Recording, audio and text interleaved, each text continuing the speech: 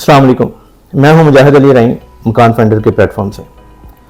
आज हम एक एजुकेशनल इंफॉर्मेटिव वीडियो बनाने जा रहे हैं जो कि हेल्पफुल होगी उन बायर्स के लिए जो पहली दफ़ा हाई राइज बिल्डिंग में इन्वेस्टमेंट करने का सोच रहे हैं। Being resident in UAE for since long, तो हमें कुछ चीज़ें ऐसी यहाँ पे गुड प्रैक्टिसेस हैं जहाँ से हम लोग इन्फॉर्म कर सकते हैं अपने न्यू बायर्स को कि वो क्या क्या चीज़ें कंसिडर करें जो उनको हेल्पफुल हो सकती हैं before buying a property an apartment और shop in a new high rise building in Pakistan particularly. इसमें जैसी कोई भी इन्वेस्टमेंट का आप सोच रहे हैं तो सबसे पहले नंबर वन उसमें आपने ये देखना है कि लोकेशन क्या है प्रोजेक्ट की, जहाँ पे ये हाई राइज बिल्डिंग बनने जा रही है।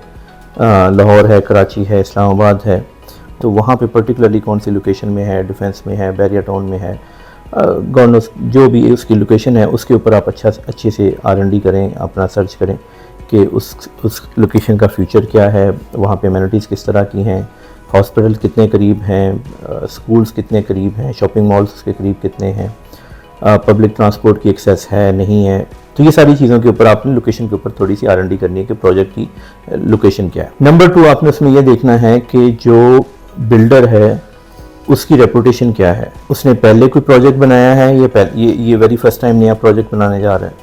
अगर उसने पुराने प्रोजेक्ट बनाए हैं तो उनकी डिलीवरी क्या थी, कितने अच्छी क्वालिटी के डिलीवर किए, कितने एफिशिएंट टाइम पे उन्होंने डिलीवर किए, ये सारी चीज़ें जो है अंडर कंसिडरेशन होनी चाहिए।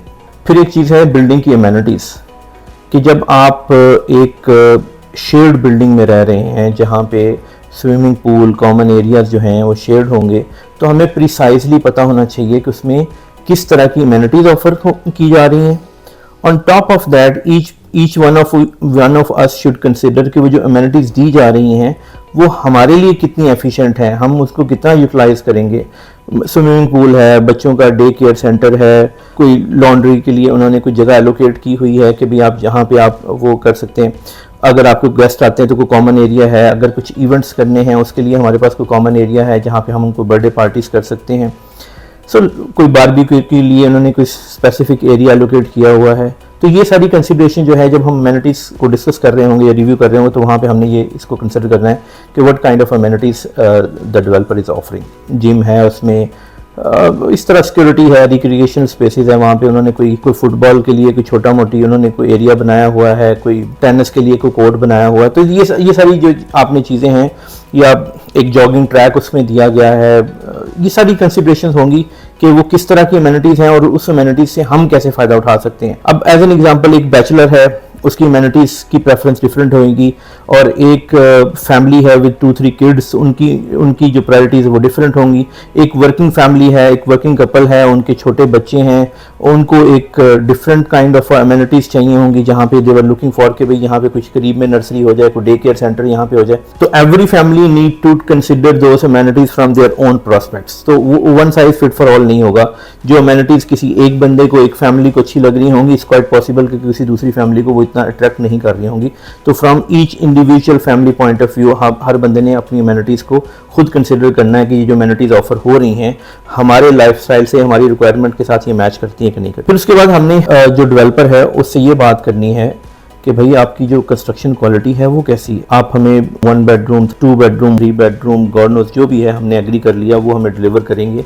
तो बिल्ड क्वालिटी क्या होगी, उसकी क्या एश्योरेंस होगी कि बिल्डिंग जो है वो कितने अरसे के लिए जो है वो मेंटेनेंस फ्री होगी, 2 साल, 3 साल, 4 साल, 5 साल। अगर कोई भी उसमें कुछ प्रॉब्लम आ जाता है, फॉर एग्जांपल ये कि वो कहते हैं कि जी हम 4 साल के लिए, 5 साल के लिए आपको मेंटेनेंस की गारंटी देते हैं, तो दैट मीन्स कि डेवलपर जो है वो खुद अश्योर्ड है उस क्वालिटी के ऊपर कि यहाँ पे कोई लीकेज नहीं होगी, कोई इलेक्ट्रिक मेल फंक्शनिंग नहीं होगी। तो उसमें हमारा जो as a resident, as a investor एक कॉन्फिडेंस बढ़ जाता है कि भी अगर डेवलपर जो है 4-5 साल की आपको गारंटी दे रहा है तो इसका मतलब उसको अपनी प्रोडक्ट के ऊपर बहुत अच्छा एतमाद है। उसके बाद हमने एक चीज़ ये देखनी है कि सेफ्टी सिक्योरिटी के ऊपर उनके क्या मेजर्स हैं। बिल्डिंग में CCTV कैमरास लगे हुए हैं, अर्थ प्रूफ बिल्डिंग है, अगर खुदा ना खास्ता लाइट पाकिस्तान में जिस तरह नॉर्मली बहुत लंबे शटडाउन होते हैं, तो अगर इलेक्ट्रिक फेलियर हो जाता है तो हमारे पास बैकअप में कोई है कि हमारी लिफ्ट्स जो हैं वो ऑपरेटिव रहें। इसी तरह इमरजेंसी में कोई सायरन वगैरह जो हैं वो हो सकते हैं कि भाई आपको इन्फॉर्म किया जाए कि इफ़ समथिंग गोज़ रॉन्ग, तो हमें घर में बैठे हुए सोते हुए एक इंटीमेशन आ जाए कि समथिंग इज़ हैपनिंग आउटसाइड, तो we should be aware of this. तो ये सारी चीज़ें जो हैं ये हमने देखनी है कि सेफ्टी सिक्योरिटी के पॉइंट ऑफ व्यू से, कि रिसेप्शन के ऊपर हमारी कोई सिक्योरिटी है कि अगर रात को 12 बजे, 3 बजे, 4 बजे कोई बंदा आ जाएगा, चाहे वो कोरियर वाला डिलीवरी करने आए, फूड डिलीवर करने आए या वॉक इन गेस्ट आए, तो कोई है रिसेप्शन के ऊपर जो उनसे पूछे कि साहब आपने कहाँ जाना है, किससे मिलना है, and then someone from the reception give me a call, कि जो मैं घर पे बैठ के उसको एश्योरेंस दूँ, गो हेड दूँ कि यार ये जो बंदा आया है ये लेजिटिमेट मेरा विजिटर है, let him come to my place. तो ये सारी चीज़ें जो हैं ये आपने उस वक्त डिस्कस करनी है। उसके बाद फिर एक चीज़ आती है कि जब आपको बिल्डिंग मिल जाएगी, आपने टेक ओवर कर लिया, आपको सारा हैंड ओवर हो गया, तो फिर एक चीज़ आती है कि बिल्डिंग की मेंटेनेंस कैसे होगी।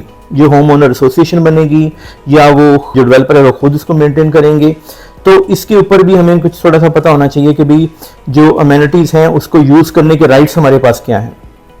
एज एन एग्जाम्पल कि मुझे शौक है कि मैं वहाँ पे 2-3 बिल्लियाँ भी रखूँ, 2-3 जो है वो डॉगीज़ भी रखूँ, और कल जो है वो जो बिल्डिंग का डेवलपर है या एसोसिएशन है, जो होम ओनर की एसोसिएशन है, वो अलाउ नहीं करती, वो कहती है कि dogs are not allowed in this community.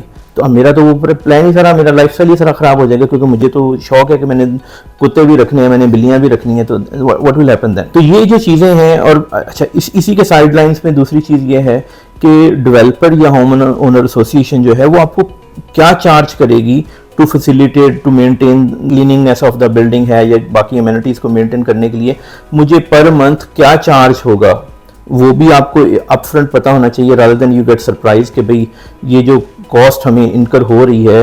For example आज के दिन में तो हम बड़े खुश होते हैं कि जी 500, 600, 700 अमेनिटीज़ हैं हमारी बिल्डिंग में। जब ये 500, 600, 700, ये मैं एग्जैजुरेट करके नंबर बता रहा हूँ, बट द पॉइंट इज़ कि ये इसकी कॉस्ट कौन बियर करेगा। इवेंचुअली रेजिडेंट जो हैं, जो ओनर हैं उस प्रॉपर्टी के, वही इसकी कॉस्ट भी बियर करेंगे। अगर हमने 5-6 स्विमिंग पूल बनाए हुए हैं, हमने डे केयर भी बनाया हुआ है, मस्जिद भी बनाई हुई है, तो वो सारी अमेनिटीज़ की जो कॉस्ट है उसको कौन बियर करेगा? डेवलपर पे करेगा? ऑब्वियसली नहीं करेगा। वो कॉस्ट जो है वो पास ऑन हो जाएगी रेजिडेंट के ऊपर। अब अज्यूमिंगली मैंने वहाँ पे अपार्टमेंट लिया कि यार मैं जब कभी लाहौर जाया करूँगा तो मैं वहाँ पे 2-4 दिन के लिए स्टे कर लूँगा। अब मैंने वो 365 दिन में सिर्फ 4 दिन स्टे करना है और मुझे पता चले कि उसकी जो मेंटेनेंस कॉस्ट है वही ओवर रन हो रही है, तो वो मुझे समझ ही नहीं आएगा कि यार ये तो बहुत ज़्यादा कॉस्ट है, मैं तो नहीं इसको कर सकता। सिमिलरली ये उसके प्रो कॉन्स हैं। सिमिलरली अगर वही जो प्रॉपर्टी है उसको मैं रेंट आउट करूँगा, एयरबीएनबी पे लगाऊंगा, तो मुझे ज़्यादा विजिटर, ज़्यादा टेनेंट्स जो हैं वो अट्रैक्ट होंगे, क्योंकि उनको नजर आएगा कि बहुत सारी अमेनिटीज़ हैं विद इन द बिल्डिंग। तो इसके प्रो कॉन्स हैं। This is what you have to discuss with the developer, और जो भी आपका रियल एस्टेट एजेंट है आपने उसके साथ ये सारी चीज़ें डिस्कस करनी है कि किस तरह के प्रो कॉन्स हैं। अच्छा, उसके बाद एक चीज़ आती है कि जो आपको टॉप या अपार्टमेंट मिल रहा है वो ग्रॉस पे है या रेंट पे है, इससे कोई फर्क नहीं पड़ता वो ग्रॉस हो या रेंट हो। All you need to is to understand इसको वो क्लैरिफिकेशन होनी चाहिए कि है क्या। अगर नेट होगा, नेट का मतलब ये है कि वॉल टू वॉल, आपके घर के अंदर वॉल टू वॉल आपका एरिया कितना होगा, और ग्रॉस का मतलब ये है कि जो कॉमन एरियाज हैं वो भी पूरी बिल्डिंग के रेजिडेंट के ऊपर डिवाइड करके वो शेयर हो जाएंगे। उसमें कोई बहुत सिग्निफिकेंट फर्क नहीं होता, सिर्फ अंडरस्टैंडिंग का फर्क है। अल्टीमेटली जो कॉस्ट है वो इन्वेस्टर ने, रेजिडेंट ने, ओनर ने बियर करनी है। अगर वो नेट होगा तो उसकी कॉस्ट अप फ्रंट आपको ज़्यादा नज़र आएगी। फॉर एग्जांपल आज के दिन में वो 26, 27, 28, 30, 35 हज़ार नज़र आएगा अगर वो नेट है। अगर वो ग्रॉस होगा तो वो इवेंचुअली उसकी कॉस्ट थोड़ी अप फ्रंट जो है आपको कम नज़र आएगी। अब लेकिन वो कम या ज़्यादा में फ़र्क क्या होगा? अगर मैंने 1200 स्क्वायर फीट का अपार्टमेंट बुक किया तो अल्टीमेटली वो मुझे शायद 1100 मिलेगा, शायद 1050 मिलेगा, 1150 मिलेगा, कुछ भी होगा, but that will be less than 1200। तो वो एक थोड़ा सा उसमें क्या होगा कि वो जो एक्स्ट्रा जो मेरे से स्क्वेयरेज मैं लूज करूंगा वो मेरे कॉमन एरियाज में एडजस्ट हो जाएंगे, तो अपारेंटली मुझे कॉस्ट कम नजर आएगी। और जो नेट है, नेट में ये होगा कि जो भी पैसे जिन्होंने छोड़े हैं, जितने भी लिफ्ट है, जो भी कॉमन एरियाज की जगह उन्होंने, उसकी कॉस्ट मेरे ऊपर आ जाएगी और मुझे एग्जैक्टली पता होगा कि ठीक है मैं आज के दिन में 20,000 की बजाय 26 या 27 या 35,000 पे कर रहा हूँ, लेकिन इवेंचुअली जो मेरा एरिया है वो सिक्योर है, मुझे डेड श्योर ये पता है। वैसे गुड प्रैक्टिसेस में तो होना तो ये चाहिए कि जो ग्रॉस एरिया में भी सेल कर रहा है वो एक टेंटेटिव आइडिया देना चाहिए क्लाइंट को या कस्टमर को या बायर को कि आपको अप्रोक्सीमेटली कितना जो है प्लस माइनस रख लें, 1-2%, 3%, 5%, 4%, कुछ प्लस माइनस रख लें। एक टेंटेटिव आइडिया देना चाहिए कि इतना नेट होगा।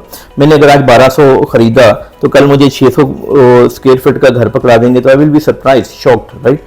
तो अगर मुझे ये पता होगा कि ठीक है मैंने 1200 स्क्वायर फीट वाला अपार्टमेंट खरीदा है तो ये कुछ 5% ऑफ, 10% ऑफ होगा, तो मुझे पता है अगर से 10% है 1200 का तो 120 स्क्वायर फीट जो है वो मेरा चला जाएगा उस एड में, बाकी जो है वो मुझे आ जाएगा। तो कुछ ना कुछ एक मेरे ख्याल में ब्लैक एंड व्हाइट में बताना चाहिए क्लाइंट को। उसके बाद एक चीज़ है ओनरशिप राइट्स। ये बहुत सारी चीज़ें जो हम डिस्कस ही नहीं करते हैं डेवलपर के साथ या अपने रियल एस्टेट एजेंट के साथ। फॉर एग्जाम्पल ये कि मैंने एक अपार्टमेंट खरीद लिया किसी भी बिल्डिंग में, अब उसकी ओनरशिप किसकी होगी, डेवलपर की होगी या मेरी होगी, या प्रोपोर्शनलिटी मेरी होगी, या एक कोई प्राइवेट लिमिटेड कंपनी होगी उसमें एक सर्टेन शेयर होगा मेरे पास। तो इसके ऊपर भी थोड़ी सी क्लैरिटी होनी चाहिए। ये मेरे ख्याल में ये बहुत सारी चीज़ें जो हम डिस्कस ही नहीं करते, ना रियल एस्टेट वाले को पता होता, ना डेवलपर बताता है, और ना ही हमारा कस्टमर जो है वो किसी से पूछता है, ना वो अपने एजेंट से पूछता है, ना वो अपने डेवलपर से पूछता है। वो हम बाय कर लेते हैं और फिर जब ये चीज़ें डिलीवर होना शुरू होंगी फिर इवेंचुअली विल गेट सरप्राइज। एक इसमें एक और पॉइंट है पार्किंग का। हम ये कहते हैं कि या तो एक वर्ड यूज़ होता है डेडिकेटेड पार्किंग है, या हम ये कहते हैं कि वैले पार्किंग है। तो मेरे ख्याल में दुबई में क्या होता है कि अगर आप कोई भी प्रॉपर्टी परचेज करते हैं तो जिस दिन आपको वो ट्रांसफ़र डीड मिलती है, टाइटल डीड उसको कहते हैं, जिस दिन प्रॉपर्टी आपके नाम पे आती है ना उसके नीचे आपका वो लिखा होता है कि आपका इतना स्क्वायर फुट नेट एरिया है अपार्टमेंट का, और इसके साथ 1 या 2 इतने नंबर की जो है वो पार्किंग भी आपको मिली। तो मेरे ख्याल में ये बेस्ट प्रैक्टिसेस जो हैं वो अगर पाकिस्तान में भी हम इसको थोड़ा सा इंट्रोड्यूस कराएं, और इंट्रोड्यूस ऐसे ही होगा, कोई पूछेगा तो वो डेवलपर भी they are force to tell, लेकिन अगर कोई पूछेगा नहीं तो वो क्यों ज़बरदस्ती बताएंगे। तो मेरे ख्याल में जिसका अपार्टमेंट है, 1 है, 2 है, 3 है या पेंट हाउसेज हैं, तो वो उसको अगर एक बेडरूम एक पार्किंग मिल रही है या दूसरी पार्किंग मिल रही है तो उस पार्किंग का नंबर होना चाहिए कि ये आपको 106 नंबर B1 में आपकी पार्किंग है, या आपकी 325 नंबर 3rd फ्लोर पे ऊपर आपको पार्किंग मिल रही है। तो पार्किंग का जो नंबर है ना वो उसी वक्त ही एलोकेट हो जाना चाहिए जब आपको अपार्टमेंट का नंबर मिलता है या शॉप का नंबर मिलता है। तो similarly at the same time आपको वो मिलना चाहिए। अच्छा, अज्यूमिंगली कुछ लोग ये कहते हैं कि जी वो तो डेडिकेट नहीं कर सकते। अगर डेडिकेट नहीं करेंगे तो जस्ट अज्यूम करें एक बंदे ने कोई 6-7 करोड़ रुपए का पेंट हाउस लिया है, वो रात को 2 बजे 3 बजे किसी जगह से आता है और पता चलता है कि जनाब वो 7 फ्लोर में एक फ्लोर टू फ्लोर घूमी जा रहा है और उसको पार्किंग ही नहीं मिल रही। क्या चाम रह जाएगा उसका 16-15 करोड़ रुपए खर्च करने के बाद कि भाई मैं आया हूं तो मुझे यही नहीं पता मुझे पार्किंग मिलेगी कि नहीं मिलेगी। तो मेरे ख्याल में ये भी एक बेस्ट प्रैक्टिसेस में है, होना चाहिए। और मेरा ख्याल है कि अगर हम एज अ इन्वेस्टर पूछना शुरू करेंगे डेवलपर से तो उनको भी होगा कि यार चलो हम ये भी क्लैरिटी में बताएं लोगों को, ताकि लोग फिर उसके बाद हम एक चीज़ देखते हैं। हमने बहुत सारी चीज़ें डिस्कस कर ली, एमेनिटीज डिस्कस कर ली, पार्किंग डिस्कस हो गई, राइट्स डिस्कस हो गए, होम ओनर एसोसिएशन हो गई, एक्सपेंसेस हो गए, सारा नेट ग्रॉस को हमने डिस्कस कर लिया। अब अगली बात है कि रिटर्न ऑन इन्वेस्टमेंट क्या है, यील्ड क्या होगी। हम जहाँ पे इन्वेस्ट कर रहे हैं, आज मैंने 2 करोड़ रुपये इन्वेस्ट किया तो मुझे कल उसके ऊपर रेंटल यील्ड क्या होगी। क्या वो प्रोजेक्ट ऐसी जगह पे है, इतना वाइबल है कि कल मुझे अच्छा रेंटल मिलेगा या कैपिटल एप्रिसिएशन मिलेगी, या दोनों मिलेंगी। तो ये सारी जो पॉइंट्स हैं, these all points need to be discuss with your real estate agent, with your consultant और विद द डेवलपर, ताकि जितनी क्लैरिटी में आप होंगे आपको कल कोई सरप्राइज नहीं आएगा। तो मेरे ख्याल में मैंने काफ़ी चीज़ें डिस्कस कर ली। अगर आप लोगों को फिर भी इसमें से कोई ऐसी चीज़ हो जो मैं मिस कर गया हूँ तो नीचे कमेंट्स में आप ज़रूर मेंशन कीजिएगा। I will try to come back again and explain anything if I left. तो ये मेरे ख्याल में एक इन्फॉर्मेटिव वीडियो है। It has nothing to do with any developer. किसी की मैं ना बुराई कर रहा हूँ ना अच्छाई कर रहा हूँ। ये एक प्योरली इन्फॉर्मेटिव वीडियो है जो just for the education of our investor और क्लाइंट्स के लिए है। आप लोगों को किसी तरह की कोई भी क्वेरी हो इसके हवाले से feel free to contact me. I try to explain in greater detail. So nice you. हमारे यूट्यूब चैनल को ज़रूर सब्सक्राइब कीजिएगा ताकि इस तरह की जो इन्फॉर्मेटिव वीडियोज़ हैं आप तक पहुंचती रहें। Thank you very much. Allah हाफिज़।